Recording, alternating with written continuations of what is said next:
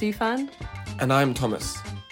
We're on our way to meet the legendary Hanif Kara, who's going to show us around Peckham Library. Hanif was the structural engineer for the building, which was designed by architect Will Alsop. The library opened in 2000, winning the Sterling Prize the same year, and has since become a much-loved bastion of the local community.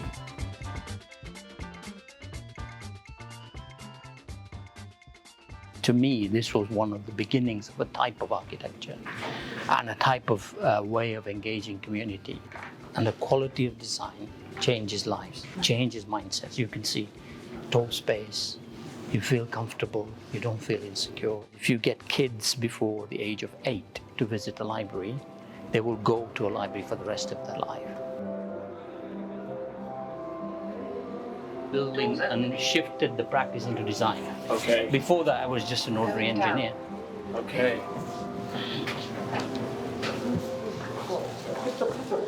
These were partly based on African pots, you know, the ones you drink water in and stuff. That was because one of the pods was for Afro-Caribbean. It's not anymore, but they were trying to attract particular books so that kids could go in there. And that was part of the color was that. And he wanted these shapes, but nobody wanted to make them. And there was no way of drawing them. You just had to do it on site. Parametrics was invented in 25 years ago, the whole geometry issue. Will also shaping in how we do our tools, geometry. This was one of the first projects, I think. And the way we cut the timber to make it, every piece is different, as you can imagine. Sorry, I can't, you have to stop me because I get excited about the building. So the deceivingly small on the outside, look how big the space is. And it's ventilated through there. It still works, oh my God. 21 years later. It works, low tech. So there's a bit, wow, that's nice. Somebody needs to put some oil in there. So you see the cushions. Yes. When we first came in here, we learned that it was noisy and the sound was bouncing.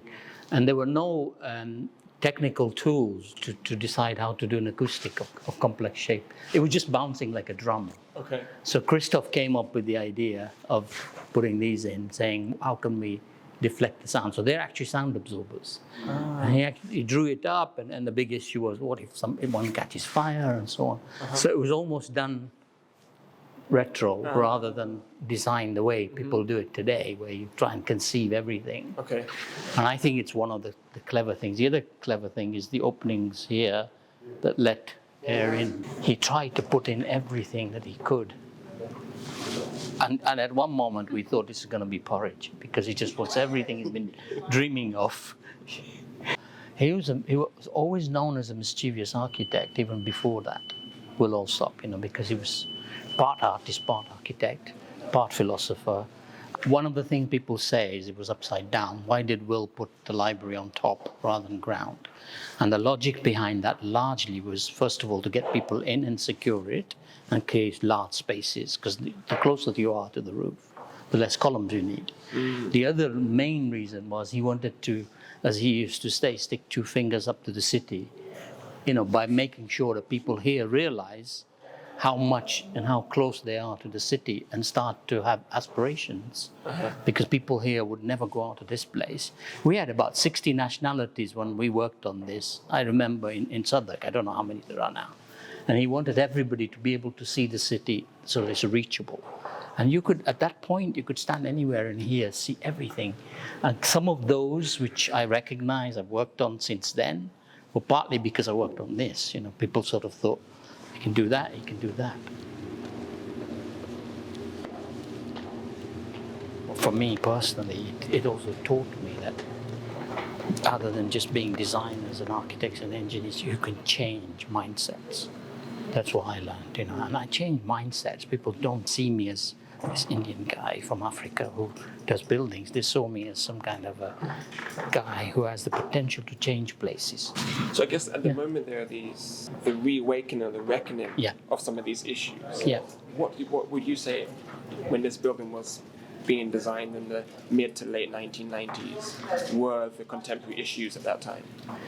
The issues about race and the issues that surrounded the youth at that point haven't gone away, except the frightening thing about it is that the next two generations after me who were born here are faced with it still, despite the fact that many of us have worked to prove that we're equal or better.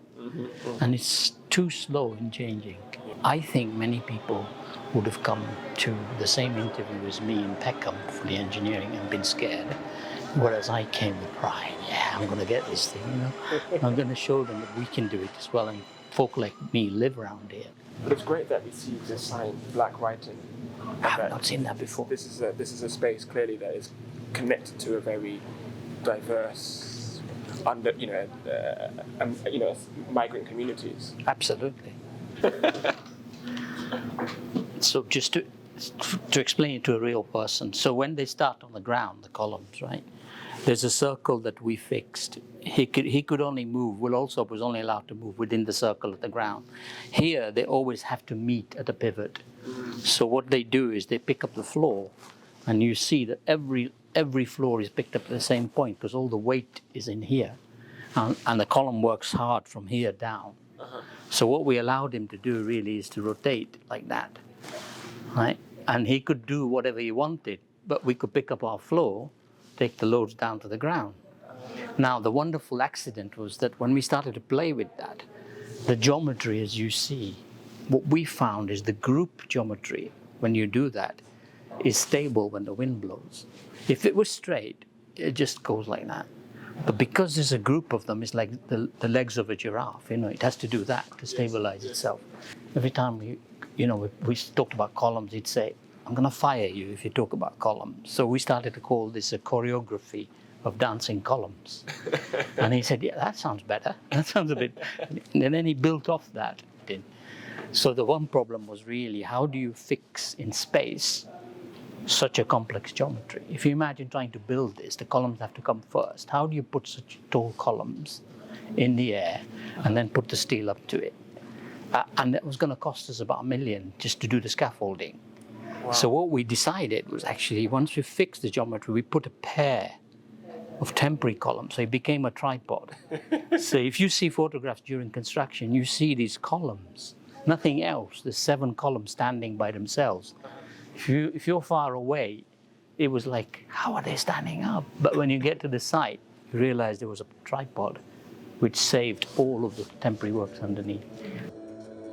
If you look at the ground floor, he started to do the landscape around them at the ground level to allow skating. His idea was a new public square, as you probably read, yeah?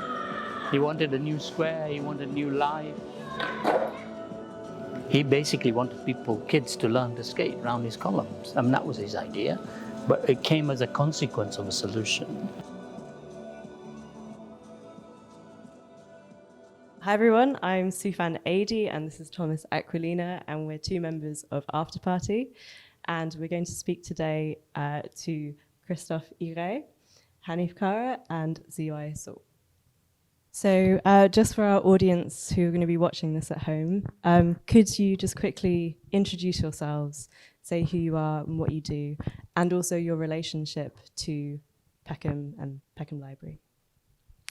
My name is Christophe Egret. I'm an architect, and I was an architect working with Alsop and a project architect for the Peckham Library at the time, back in 1997, 8, 9, before it was built.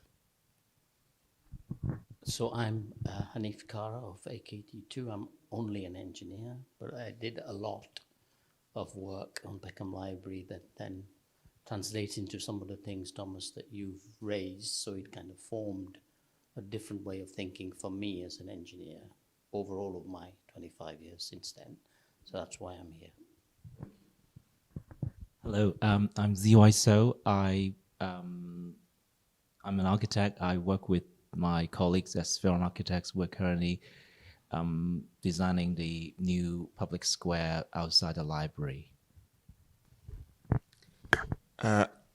We've chosen the Peckham Library because it interests us, in part because of its form, but also because of the way that it is a multi-purpose neighborhood facility, serving a very diverse patch of South London. So hopefully we can sort of think about how the building is very much connected to this area. We also, as part of our Afterparti mission, we want to support diverse individuals and diverse communities. So to us, by recognizing the wider design team is really important. And we're very pleased to have the team with us today, but also thinking about the future of the library and the spaces around it. Last week, we were with you, Hanif, where we looked at some of the technical structural aspects of the building during our walk around Peckham Library. And we want today to maybe start with that, but also think about issues of power, community ownership, and how those forces came to make this building possible. And so I think with all that said, Sufan, you want to kick us off? Yes. So first of all, I just kind of want to go right back to the start and kind of like set the scene. The year is 1999, New Labour in power, Britney Spears is top of the charts. I actually looked this up this morning on the way here. What was the architecture scene like back in those days? We were coming out of the 96 recession, which was awful, and when we were starting and you were doing this project roughly. So there was nowhere else to go apart from up, and the biggest risk you could take would probably get you there quicker. So in some ways, we were fortunate enough to meet clients like Southwark and architects like Alsop, who were contradicting what was going on in the market. You know, Canary Wharf was being built, and there was a lot of stuff going on. And everything we did, I think, after that was really driven by the ambition of Will Alsop and these guys, Christophe, who were always saying, we could do this. We could never find ourselves to say no, because at that time we were so afraid as engineers of failure, because we were just an engineering practice, young upstarts. What we had confidence in is that we could build almost anything. Somebody just needed to give us a purpose. The Will Alsop tradition was very much about buildings that touch the ground gently. So they were very often elevated. You know, the Cardiff Visitor Centre was on legs. There was a tradition that maybe came from archigram and that background of walking cities and things that, and it for us it was touching the ground lightly was about not constricting the ground level to the footprint of the building, but actually allowing that east-west route, being able to come from, you know, traditionally a building, you come from, you know, a library particularly, would have a central entrance and it would be a grand. Here you promenade underneath the library and then you find the entrance and then you go up to this elevated reading room. And for a lot of the people of the children of Peckham, you know, they wouldn't know where the city was, and so that suddenly they had this colored glass view of the horizon of London, and suddenly they could position themselves into where they are in the urban environment. And I guess then there was this confidence of color, the confidence of engineering, which we're going to talk about in a minute, I hope. Confidence of using cheap materials that are made noble by the way that they're folded and put together. And, you know, I can remember there was an orange, I want an orange cap on the top of the building, and then that went well with the green of the copper, and then the legs danced at ground level like giraffes, as you mentioned, but. You know, it could have so easily been a square building sitting on the ground, heavy, blocking the views, blocking the movement. There's a phrase that I always like, which is a building pregnant with possibilities. That was one of Will's favorite phrases. And, you know, underneath the library, you have a market, you have children playing. When it's rainy, you've got an event space that is protected from the weather. that is what was the heartbeat of that kind of architecture. There's 4 kinds of building here. Building a building, building with confidence, building knowledge by making a library, and then in turn building a community. Maybe, Ziwa, you could speak to some of these things in your project and describe how those are at play.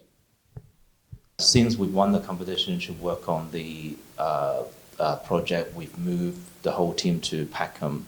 So we're seeing the building every day. I think I've seen the building more times than any of you in the last few months. Yeah, the building is, for us, it's about generosity. I think my colleagues and I always admire how small the footprint is in relation to the building. You've elevated the building 12 meters off the ground. I think it's a genius move because it allows people to flow underneath. Peckham Square is not really a historic public square or marketplace as such. It used to be a timber wall for a long, long time, connecting the canal and Rye Lane. So the challenge is to create a usable public space when it's really a road shared by pedestrians and cyclists and vehicles. You mentioned building a community. I think it's really our prime objective, really, because if people feel their points of view are valued, it's really about trust building. We want them to believe that we're really trying to fight their corner and present what they really want to see happen in the square. Architects are really like conductors. They try and bring all the energy that's coming around them, and they try and draw it and put it into a composition that speaks to all the voices that we hear. There was a really lovely moment of the planning committee meeting or a pre-meeting, and the public consultation the room was full of people from Peckham, and the planners were saying it's too bright, it's too big, it's too this, and somebody from the crowd, from the public, a lovely lady in her mid-40s, she used a rude word, but it's our building, it's our tax, and we want it. And it was like such a voice. It's like it shut up the whole planning committee, who are, by tradition, maybe sometimes a bit not traditional, and don't want to upset the apple cart. But there was that voice from the public that says, no, we want that funny, weird building that is going to put us on the map and make us proud of being from Peckham. At the time, it was, how can we make architecture better? How can we help the regeneration of a particular area that has been unloved for so long? And how can we inject a moment of generosity? And for me, that's a great, great pleasure, is that for the community to understand that they have a say in the future of their environment. And, that is what we should be teaching young children at primary school, is you have a voice in shaping your city, whatever color, whatever background, whatever sexuality. Thinking about this form of generosity, how does your proposal for the square capture the diversity of the neighborhood? We are still in this listening phase. So we were bouncing ideas off each other. We pitched some initial ideas to the community to hear feedback. This is a very good question. We are still copying, Chris' methodology. I forgot to mention, we reach out to schools and we run design workshops with them, and we draw with them. I did really want to invite all of you to come to the shop to see the children's drawings on the wall, because they're really fascinating and bold and creative. You're reminding me of a number of things, but I remember that one of the conversations at the time was about contextualism. And, the traditional way of responding to contextualism was about mass and material. And suddenly there we were putting bright colors, and we knew, subconsciously or not, that that was a new form of contextualism, which was to do with the Afro-Caribbean culture of colorful dresses, and the glass on the north elevation being in pinks and yellows and greens. And immediately we knew that that would, this is our building. This is going to be our building. And that was a kind of new form of contextualism. There's something about the language of buildings and the language of the Peckham Library, which you could argue it doesn't look like a library. Does that mean that the library then has become much loved by the local community because they can interpret it and take ownership of the building in ways that it couldn't have been if it perhaps was much more conventional in its form, in its appearance, and in its color scheme? In terms of what Christophe is now saying about the contextualism questions then, I would argue that the Western aesthetic, which has a notion of mimesis, which is to do with reality, is represented by art or color or something, could never work elsewhere. In Peckham, those colors work, that shape works. If you move that to Chelsea, for other reasons, which is a Western aesthetic, it would never work. So having 71% of people from elsewhere, they completely suck the building in without any question. Not just color, shape, drama, all those things don't work in another part of London. So that was the only other thing I would say, is that replicability in all our work, particularly with the sustainable question, is crucial. It's really crucial that people took from that building bits like the standing stilted columns, or the use of timber went mad after that, right? And actually did apply it in all those other places, but you could never do the colors and the actual form in that way. So the next library, Southwark, tried to do that in Canada Water. But the fact that you say it couldn't have been built in Chelsea was a moment of pride for us, because we said, so then therefore architecture can reflect the diversity of London, and that as some part of London don't want a building like that, others really embrace it, and that's magic. Yeah, it's true.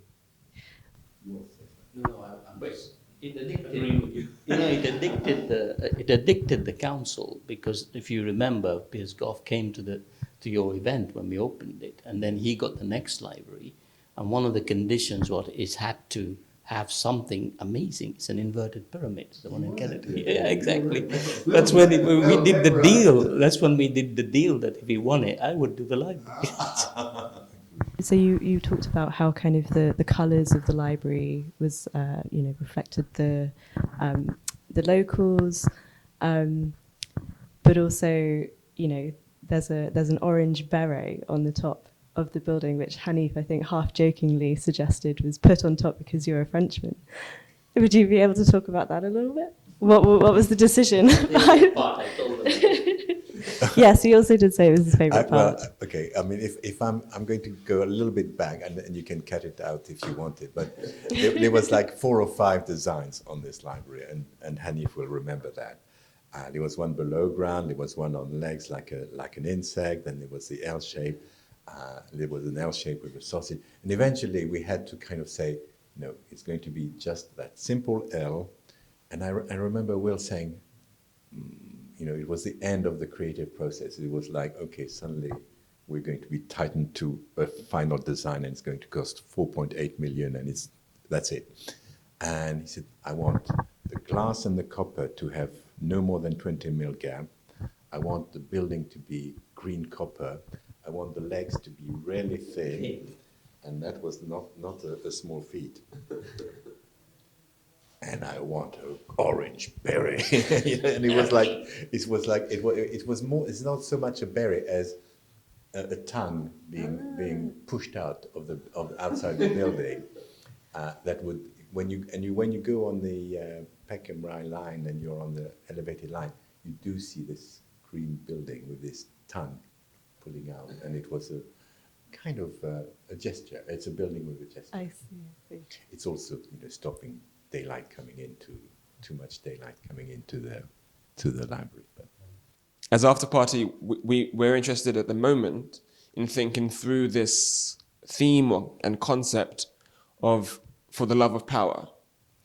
And so perhaps we could start to think about what are the power structures and the relationships that govern projects of this kind and how they've come into being, whether that's a library or whether that's the reshaping of a square. I think that it is not innocent. I think Afterparti raising that point was very relevant, and I'm old enough to go back to the Architecture Foundation. You know, at that time it was at the beginning of its own life, and it was trying to engage in the same thing, using the power of politics, including bringing a mayor into London and so on and so on. In those days there were lots of debates at the AF to make these things happen. And the connection to Peckham is that the Labour borough at the time, and Chris Smith in particular, were into culture in a big way and raising the floor on all these underrepresented places, not racially underrepresented, but just inequity. The gap even then was massive. I think that it is a very relevant and important question. I think the architects have been largely guilty of escaping it. You know, even when you come to sustainability, some famous ones have said, we can't do anything about that because we're not engineers. You talk to them about stuff and they'll say, we can't do anything, that's a political question. I think that this is a very important for your generation to bring that into, because architecture has a power. And if you can enable, regenerate, agitate, as you put it, those conversations, we're going to get the next versions of Peckham and impact that can create, rather than a dominance of the current power structure, which is driven purely quantitatively by net area and where do you build. You know, how fast can you build? What can you sell it for? So I do think it's a very, very important question that was in the air at the time, probably articulated better at the time in some ways, but then that was another extreme. Today it's moving too far to the other side, but we're not really engaging in it enough, I think.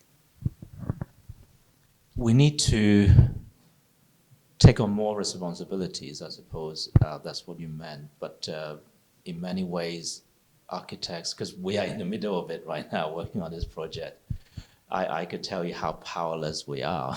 We're just hoping that this project could hopefully set an example. I just really admire what you've achieved in the 90s, and can we really emulate that? We'll see. Yeah, I think you can. I think you definitely can. How you measure success is not different today than it was then. I would just say that. yeah. No, but also what I'm thinking about is that the way you measure beauty in architecture is changing. You know, once upon a time it was about, you know, in Palladian times it was about the elevation, and then in modern times it was about the form. And now, I mean, today it will be about how good the building is at educating, how good it is at sustainability, maybe the Instagram moments. So that the way that we judge the beauty of a building is changing too.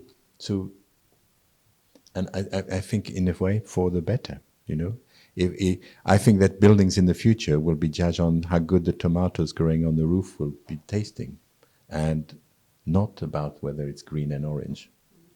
Do you then think that value now lies in how sustainable a building is, or, you know, what does that kind of thought derive from?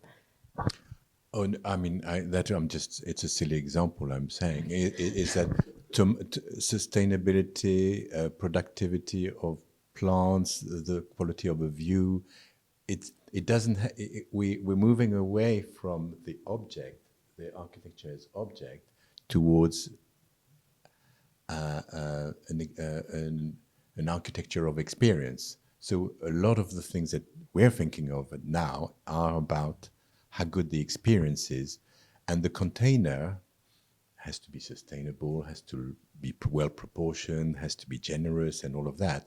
But the elements that you judge a building with have slightly changed, and you have to make them stand up. That's of course. No, making them stand up has become easier as technology has become, the way we are now nuclear grade weapons in terms of software tools and AI. So that the bigger question of the one you ask about sustainability is more important now in judging. As we go from black back to green, it was green, black, and then back to green is where we're trying to head now. And I think that is a significantly important question, because I don't think that should be a substitute for beauty and good space and nice warm places. I think that sometimes it's overestimated that you can just do something sustainable. Well, actually, if you want to do that, just live under a tree. But we can't go all the way back there. Where I think the tools are, and I think Peckham is still relevant, and what you will do is in how we articulate the argument powerfully, so that everybody else follows us, rather than do the crazy stuffs that we've been doing in the last 30 years, where we've hidden some of the unsustainable things we produce. I think one of the things I want to add to what Hanif and Christophe already said is that this notion of, or the awareness of, there are people are more diverse than we thought in the past, in terms of when we're designing buildings or public spaces. I think my generation, we have the benefit of knowing that not everybody is like us, and not everybody shares the same taste or the same attachment to certain things. In many ways, this is what the library did in terms of offering a really radical, in a positive way, alternative to the status quo. Hopefully we can take a look at your gallery of children's drawings in your shop, come studio, because that's dissolving some barriers. But at the same time, just to kind of rewind back to that sustainable question, and to think a bit about what we can learn from the Peckham Library, what were some of the sustainable moves you were making in that building? I'm still very proud of in terms of sustainability about the building. It was a naturally ventilated building. It had exposed concrete that allowed it to be cooled at night, with shutters that would open at nighttime to cool the library, and then you'd close them during the day, and you'd have a nice environment. So at the time, it was the best that we knew. Probably now we would laugh at it and say, well, we're not doing this and that. But, there was no air conditioning or anything like that, which I think for a library was quite unusual. Helped by a small budget, we had to, keep it raw. And it was raw and the better for it. And then there was these timber structures. So at the time, I don't know if it was measured in any precise way, but it was one of the most sustainable buildings of its era. People will not knock that building down quickly, compared to many of the things you see in the city. I would want to knock them down. Nobody would even notice it. But you try to do that to that library. So there are other ideological and phenomenon questions about sustainability that we have to build into architecture today, so that you give it a much longer life. It's not just about tomatoes. So in a way, because it's so loved by the community, because it's now effectively a part of the fabric of Peckham, that actually its lifespan will expand. Yeah. And in a way, therefore, by reducing its threat of demolition, you have a more sustainable building, not just because of its ventilation, or because of the way its use of raw materials. Totally. Totally. And the technology, because the other thing that makes buildings redundant is as technology moves, then the same use of a building doesn't work. Whereas Peckham Library offers the opportunity as a vessel, even as technology changes, we've seen it still being used, so its function will never disappear. In the worst case scenario, it will be a nightclub one day. What's wrong with that? It would make a nice nightclub. Exactly. I suppose that brings us on to a really important question, which is the future of libraries. And you mentioned earlier about building knowledge as a form of building and as a form of architectural practice. How do you envisage the future of the library? In one word, I think libraries will never disappear. The question is, what else can it be? Can it be other things as well as, which Peckham did already? It was a community space around just the library, the shop and so on. And can we find that way of doing it? So maybe Christophe is right. If we encourage the growth of tomatoes, then there's a potential that the other knowledge of agriculture comes into that kind of a space. What do you do with food tech and so on? There are many ways in which I personally think libraries cannot disappear. It's a pity that in the last 20 years we've let that happen in this country. As Studio Egret, we've now done Clapham Library. I don't know if you've seen it, but it's very much, to us, it's one of the last bastions of a living room in the city. You don't have to have any money in your pocket, and you can go in a building, get a cup of coffee. You might have to pay for the coffee, open a book, teach your child to read, talk with other mums, put your pram here, be warm in the winter, read the newspaper, have access to music, education. Children, their parents are still at work, they've left school, they can do their homework. It's a living room of the urban fabric that has to be on the high street and has to offer this kind of cloak of protection that it's too noisy at home. You live in a crowded home. You need to do your dissertation. This is a precious place, and it has to remain. If we don't fight for that, that will be a real loss of power. I think it will never be demolished. I really believe it will go on for many years because it's so embedded in people's collective memories. And I think this is the most sustainable way to build buildings. You build a building so well that people love it, that nobody will ever want to demolish it, so that the carbon is always permanently locked within that building. I think that's a great argument for engaging the public, like from the early stages, and involving them throughout the whole process, so they have that sense of ownership, love for the building, therefore isn't demolished. My word of warning, though, would be that if you put the Peckham Library on the shrine and never touch it, you stop things around it from happening. You talked earlier about the Peckham Arch and people getting attached to it. Mm-hmm. And I don't want people to get attached to Peckham Library.